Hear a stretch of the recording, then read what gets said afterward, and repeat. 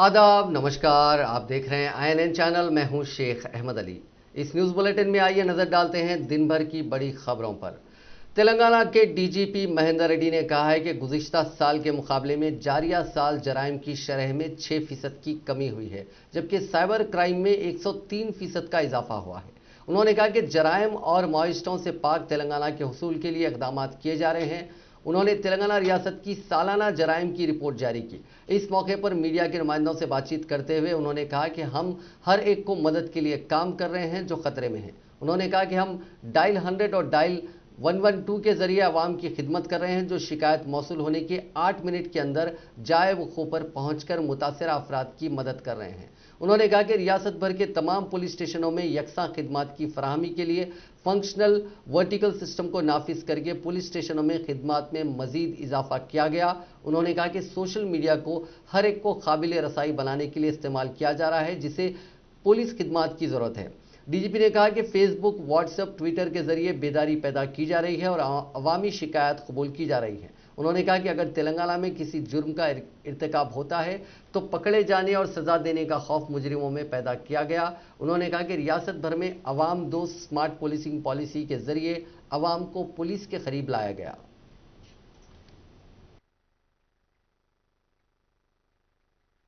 నేర రహిత తెలంగాణ, అలాగే మావోయిస్టు రహిత తెలంగాణ ఇవేవైతే ఉన్నాయో ఈ లక్ష్యాల్ని మనం ముందు పెట్టుకొని ఇదే ధ్యేయంగా గత సంవత్సర కాలంలో తెలంగాణ పోలీసులో ఇటు మావోయిస్టు ఫ్రంట్ లో గాని, ఇటు నేర నివారణలో గాని, నేరస్తుల్ని పట్టుకోవడంలో గాని, నేరస్తుల్ని ప్రాసిక్యూట్ చేయడం విషయంలో గాని, నేర పరిశోధన విషయంలో గాని ముందుకు సాగడం జరిగింది.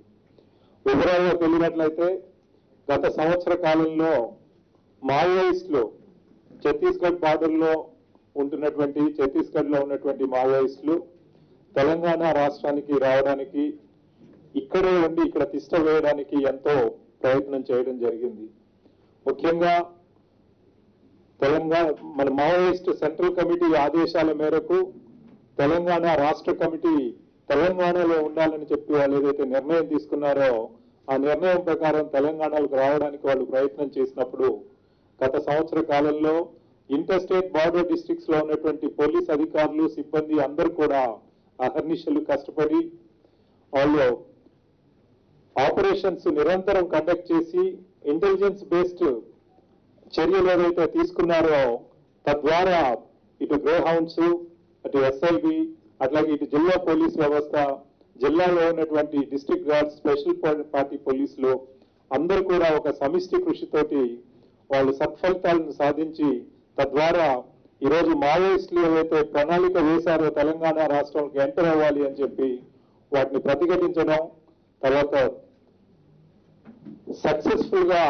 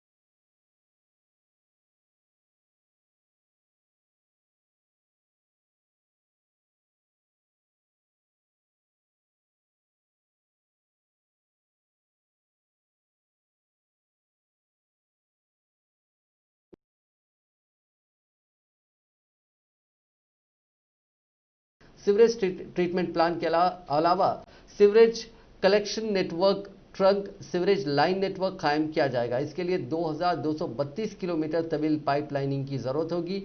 इस प्रोजेक्ट पर 3722 करोड़ रुपए के मसारिफ आयद होंगे और यह काम 36 महीनों में मुकम्मल करने का मंसूबा है। वजीर मौसूफ ने मरकजी वज़रा से कहा कि वो जामे सीवरेज मास्टर प्लान के लिए आने वाले मरकजी बजट में इस प्रोजेक्ट के 20% की रकम यानी 750 करोड़ रुपए मख्तस करें।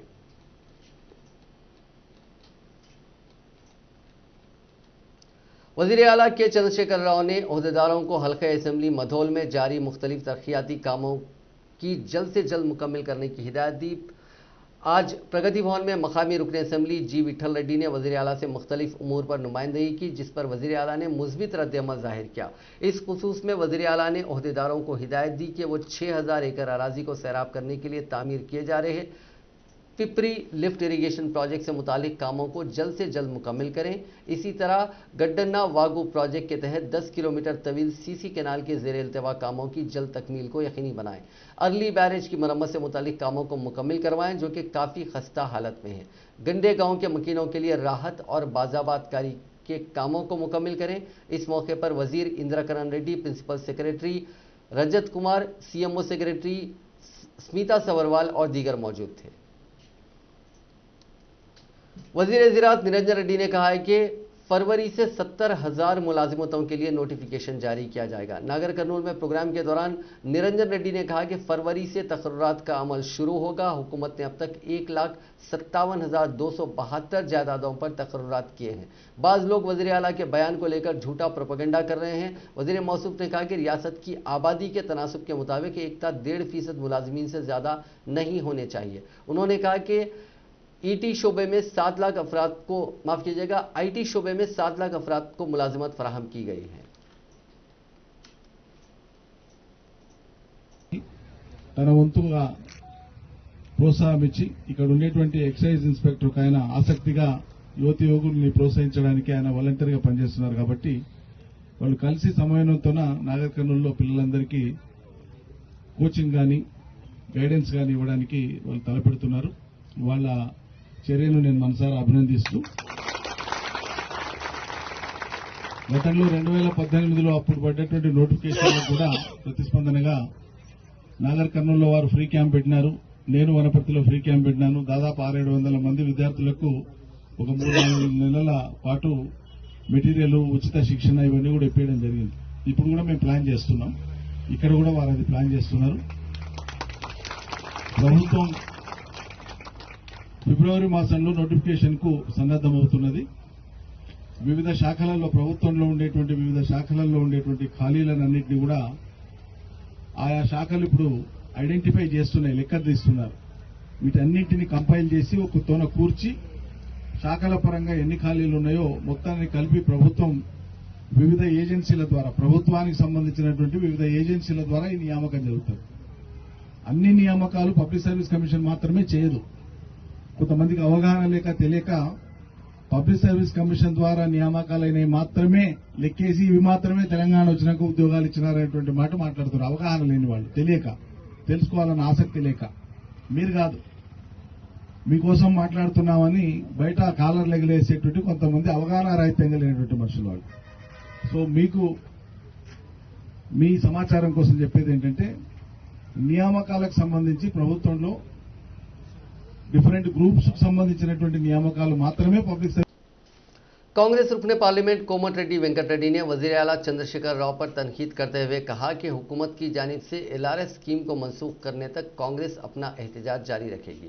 उन्होंने वज़ीर आला KCR की जानिब से सरकारी मुलाजमीन की तनख्वाहों में इजाफा और वजीफे की हद उम्र में इजाफे के फैसले पर तबसरा करते हुए कहा कि ये MLC इंतखाबात में कामयाबी हासिल करने के लिए किया गया ऐलान है। उन्होंने कहा कि अगर उनकी नीयत साफ है तो ये फौरी तौर पर मुलाजमीन की तनख्वाहों में MLC इंतखाबात से कबल कितने फीसद का इजाफा किया जा रहा है ऐलान करें। बीजेपी के रुकने काउंसिल N रामचंद्र राव ने आंध्र प्रदेश की तर्ज पर रियासत के सरकारी मुलाजमीन को फौरी तौर पर 27% इंटरिम रिलीफ यानी IR जारी करने का मुतालबा किया। बीजेपी के दफ्तर में प्रेस कॉन्फ्रेंस से खिताब करते हुए रामचंद्र राव ने कहा कि मुलाजमीन को गुमराह करने के लिए फिर एक मरतबा चीफ मिनिस्टर चंद्रशेखर राव ने बड़े ऐलानात कर दिए और उसकी अमलावरी के लिए आइंदा 3 महीने का वक्त लिया गया है। उन्होंने कहा कि अगर केसीआर मुलाजिमीन के मसाइल को हल करने में संजीदा हैं तो वो मुलाजिमीन तंजीमों के कायदीन को तलब करते हुए क्यों बातचीत नहीं कर रहे हैं। उन्होंने कहा कि अगर पीआरसी की अमलावरी में ताखीर होती है तो ऐसी सूरत में फौरी तौर पर आईआर जारी किया जाए।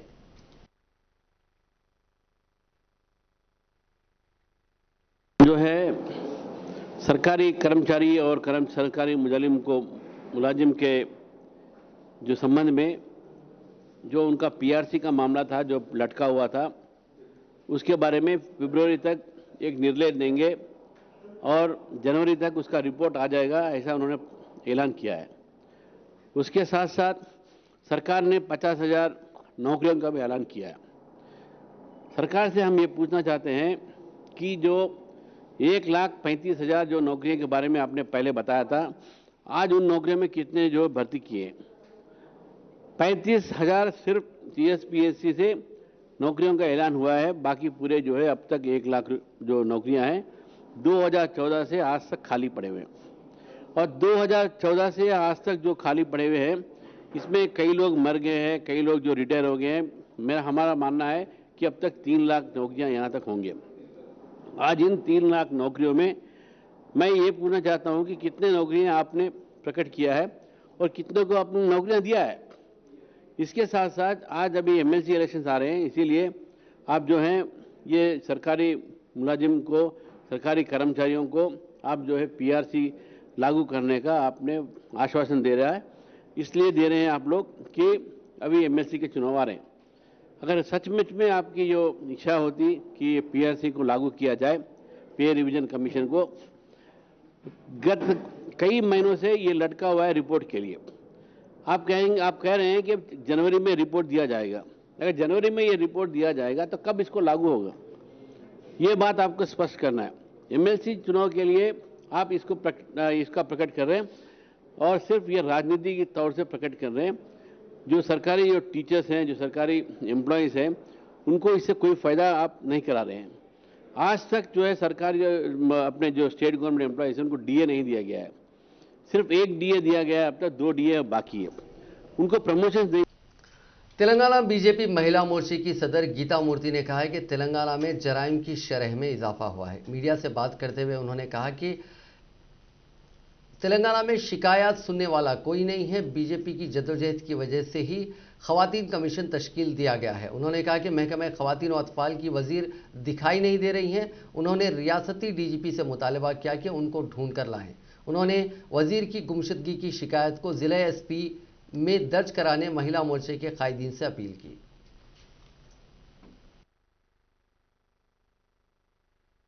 ఆశ్రమంలో ఒక గిరిజన యువతిపై కొంతకాలంగా అత్యాచారం జరుగుతున్న సంఘటన, నిజామాబాద్లో ఒక యువతిపై గ్యాంగ్ రేప్, భద్రాద్రి కొత్తగూడెంలోని లక్ష్మీదేవిపల్లి మండలంలో చిన్న పిల్లలు 5 బాలికలపైన ఒక కీచక ఉపాధ్యాయుడు చేస్తున్న అకృత్యం. ఈ కరోనా సమయం లోపల స్కూల్స్ అన్ని బంద్ చేసి పెట్టేసి సెలవులు ఇచ్చిన క్రమం లోపల పాఠాలు చెప్తామని చెప్పి పిలిపించి అకృత్యం చేసిన సంగతి. జగిత్యాలకు సంబంధించి ఒక వివాహిత పైన యాసిడ్ పోసిన సంఘటన. ఇలా చెప్పుకుంటూ వెళ్తుంటే ఎన్ని సంఘటనలు జరుగుతున్నాయో వెలుగులోకి వచ్చినాయి తెలియట్లేదు, వెలుగులోకి రానివి ఇంకెన్ని ఉన్నాయో తెలియట్లేదు. दुब्बाका के रुकने असेंबली एम रघुनंदन राव ने राजभवन पहुंचकर गवर्नर डॉक्टर तमिलिसाई सौंदरराजन से मुलाकात की। ये मुलाकात तकरीबन आधे घंटे तक जारी रही।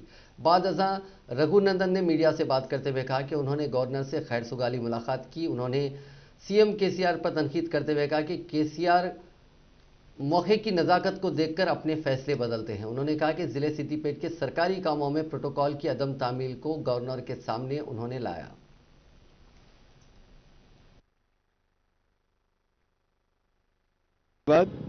आज पहली बार ये राष्ट्र का सचिव गवर्नर जी को मिलने के लिए आया था।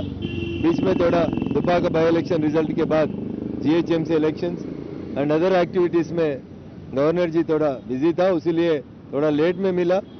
जो situation is prevailing in the state, जो अधिकारियां एक एमएलए के नाते मेरे को जो रेस्पेक्ट देना था, जो प्रोटोकॉल देना था, उसको वायलेट कर रहा और स्टेट में पॉलिटिक्स पूरा बदल रहा। उसी सिचुएशन के बारे में being the responsible first citizen of the state, whatever the rights an MLA should protect himself, I complained with regard to certain protocol issues and I requested the Honorable Governor Ji to look into these issues and give the directions to the appropriate. जिला जगतियाल के गोलापल्ली में BJP और TRS कारकुनों के दरमियान तसादुम का वाकया पेश आया, जहां दोनों जमातों के कारकुनों ने एक दूसरे पर हमला कर दिया। तफसीलात के बावजूद रियासती वजीर कोपुला ईश्वर जगतियाल में मुख्तलिफ प्रोग्राम्स में शिरकत के बाद गोलापल्ली को रवाना होने वाले थे। वजीर मौसूफ के मुजवजा दौरे की इत्तला पर बीजेपी के कायदीन और कारकुन उनके काफिले को रोकने का मंसूबा बनाया था, लेकिन पुलिस ने उन्हें हिरासत में ले लिया, जिसके बाद गोलापल्ली में काफी देर तक कशीदगी देखी गई। गोलापल्ली की सूरत हाल से वाकिफियत के बाद कोपुला ईश्वर ने अपना दौरा मुलतवी करते हुए जगतियाल से मेटपल्ली के लिए रवाना हो गए। बताया जाता है कि 2 रोज कबल बीजेपी के फ्लेक्सियों को बाद अफराद ने निकाल दिया था, जिसको लेकर आज बीजेपी कायदीन ने रियासती वजीर की आमद पर टीआरएस पार्टी की जानिब से लगाए गए फ्लेक्सियों को निकाल दिया, जिस पर बीजेपी और टीआरएस पार्टी कायदीन और कारकुन एक दूसरे पर हमला किए। पुलिस ने हालात को कशीदा देखते हुए दोनों जमातों के कारकुनों को मुंतशिर कर दिया और हालात को काबू में कर लिया। इस दौरान पुलिस ने बीजेपी के कई कारकुनों को हिरासत में ले लिया।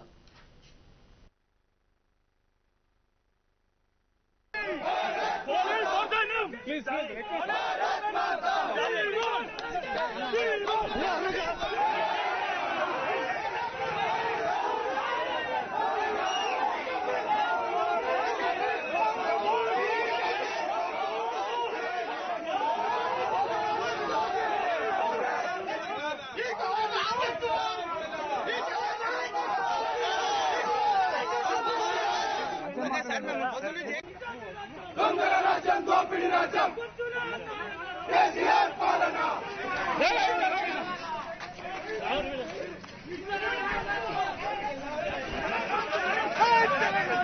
జై తెలంగాణ జై తెలంగాణ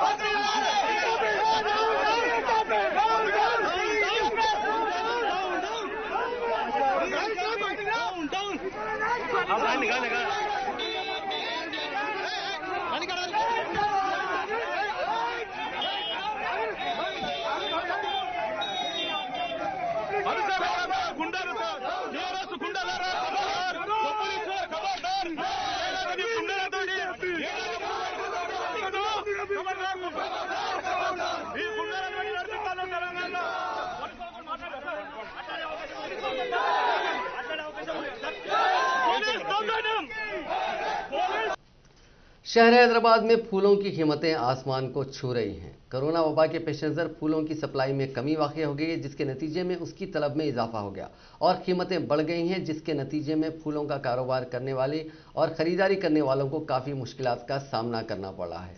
गुलाब, लिली और फूलों की दीगर अक़साम फ़ी किलो 1000 रुपये दर्ज की जा रही है। कोरोना की वजह से हुए नुकसान के बाद कई किसान मुतबादिल फसल उगाने में दिलचस्पी दिखा रहे हैं, जिससे फूलों की कीमतों में इजाफा दर्ज किया गया है। कोरोना के मामलात में कमी और फिर सूरत हाल के मामूल की सिमत वापस होने के दरमियान बाजारों में एक मरतबा फिर फूलों की तलब में इजाफा देखा गया और खरीदार बाजारों की तरफ रुख कर रहे हैं।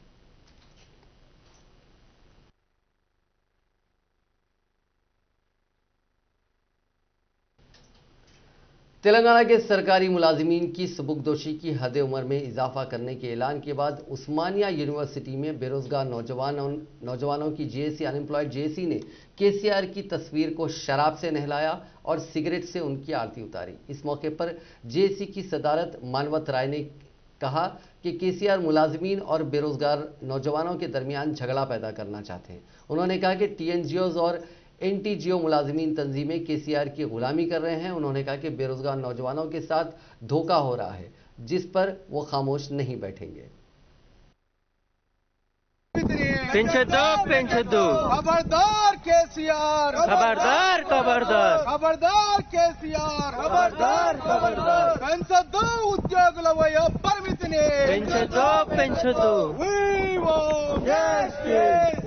want justice खबरदार केसीआर, खबरदार खबरदार गोरारी केसीआर सामरानी गोरी गोरारी కేసీఆర్ కడదాం రాణి గోరి ఓరోరి కేసీఆర్ కడదాం రాణి గోరి నిరుద్యోగులతో చెలగట్టము ఖబర్దార్ ఖబర్దార్ నిరుద్యోగులతో చెలగట్టము ఖబర్దార్ ఖబర్దార్ నిరుద్యోగులతో చెలగట్టము ఖబర్దార్ ఖబర్దార్ కదిలిందిన ఉస్మానియా ఖబర్దార్ ఖబర్దార్ కదిలిందిన ఉస్మానియా ఖబర్దార్ ఖబర్దార్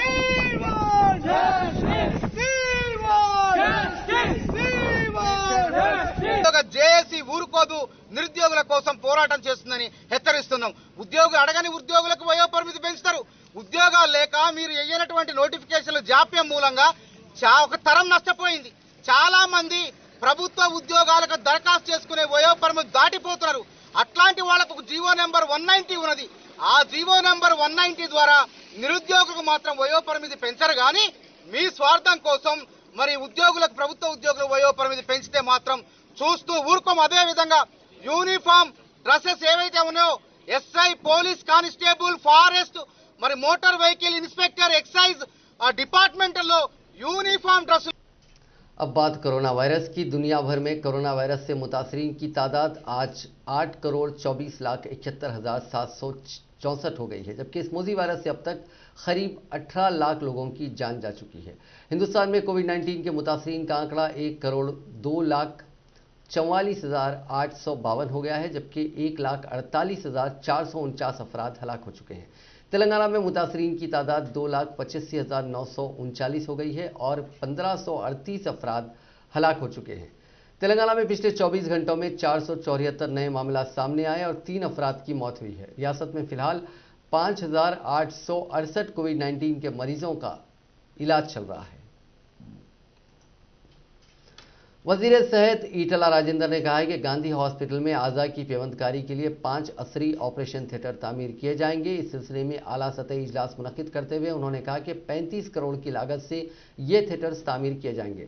जिगर गुर्दे की तब्दीली के 9 माह के अंदर गांधी हॉस्पिटल में थिएटर काम करना शुरू कर देंगे। आज़ा की पेवंदकारी के ऑपरेशन के लिए 20 घंटे दरकार होते हैं, इसलिए डॉक्टर और दीगर तिब्बी अमले के लिए तमाम सहूलियात फराहम की जाएंगी। इन थिएटर्स को इन्फेक्शन से पाक रखा जा सके, उस हिसाब से उसकी तामीर होनी चाहिए। इस इजलास में महकमे सेहत के secretary Rizvi, director medical education Ramesh Reddy, TSME DC के मैनेजिंग डायरेक्टर चंद्रशेखर और गांधी हॉस्पिटल के माहिर डॉक्टर्स ने शिरकत की।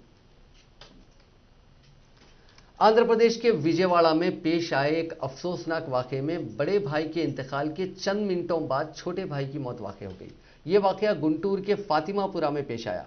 तफसीलात के मुताबिक फातिमापुरा से ताल्लुक़ रखने वाले 40 साला शेख अब्दुल नबी मकामी बेकरी में काम करते थे और वो तेलुगु देशम के कारकुन भी बताए गए। मंगल के रोज़ सीने में शदीद तकलीफ की शिकायत पर उन्हें गुंटूर के सरकारी दवाखाना मुंतकिल किया गया, जहां हॉस्पिटल पहुंचने तक अब्दुल नबी की मौत वाक़ हो गई।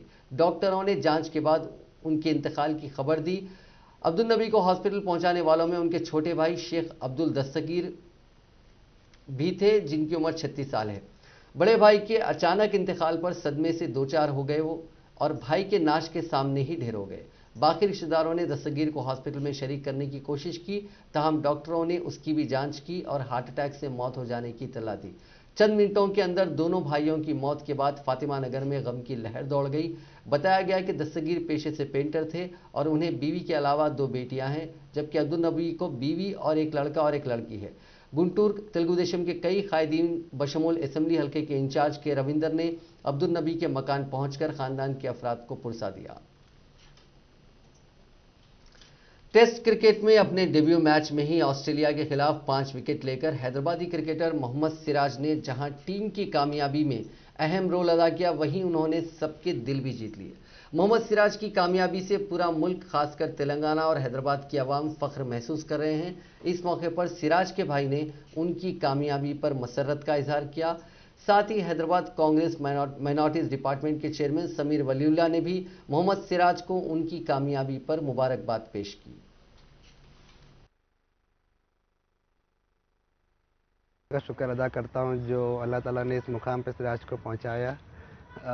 बॉक्सिंग डे में MCG ग्राउंड में डेब्यू करना बहुत बड़ी बात है। अल्हम्दुलिल्लाह सिराज ने डेब्यू किया और पहले इनिंग में 2 विकेट और दूसरे इनिंग में 3 विकेट के साथ सिराज ने एक रिकॉर्ड कायम किया, जो भारतीय बॉलर 7 साल में पहली बार जो डेब्यू में 5 विकेट लिए। अल्हम्दुलिल्लाह घर में बहुत सब लोग खुश है, पूरे एकदम खुशी का माहौल है।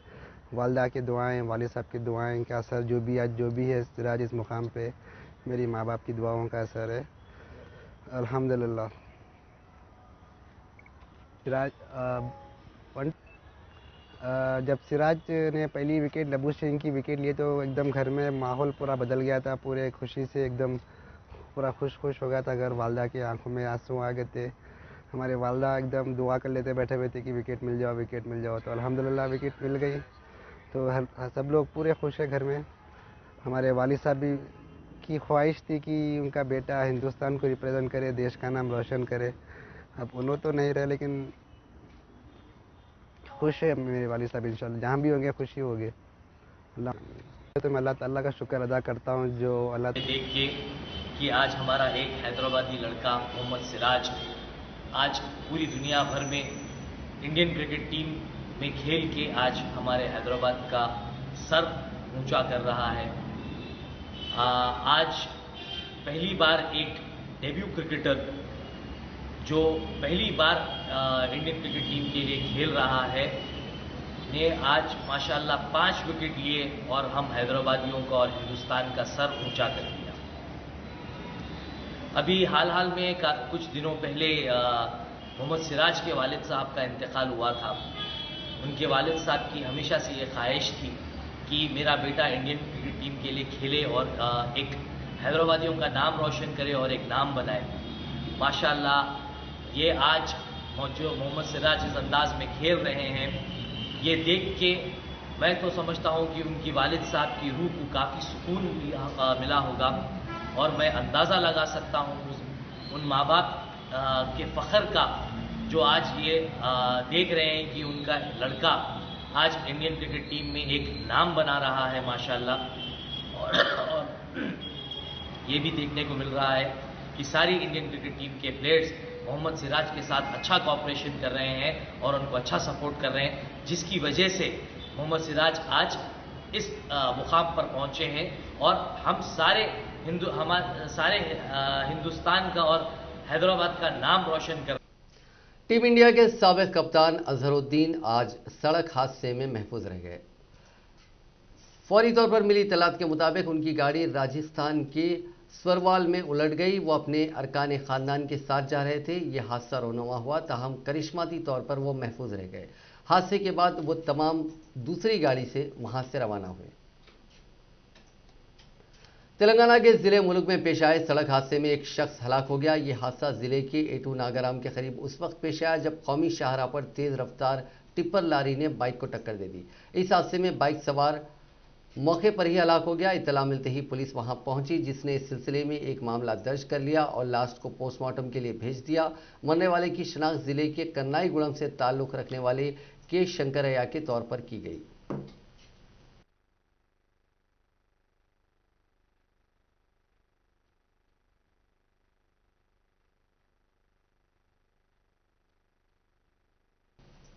Sports authority of Telangana doctors को जहनी तनाव से बाहर निकालने और उन्हें समाजी दायरे में वसीतर खिदमत अंजाम देने को यकीनी बनाने के मकसद से डॉक्टर्स के दरमियान क्रिकेट मैच का इनेकाद करवा रही है, जो कोविड-19 के दौरान मरीजों की खिदमत करते हुए जहनी तनाव का शिकार हो गए थे। मीडिया से बात करते हुए chairman sports authority of Telangana Alipuram Venkateswara Reddy ने कहा कि डॉक्टर्स ने फ्रंटलाइन वॉरियर्स की हैसियत से जो खिदमत अंजाम दी हैं वो नाकाबिले फरामोश हैं।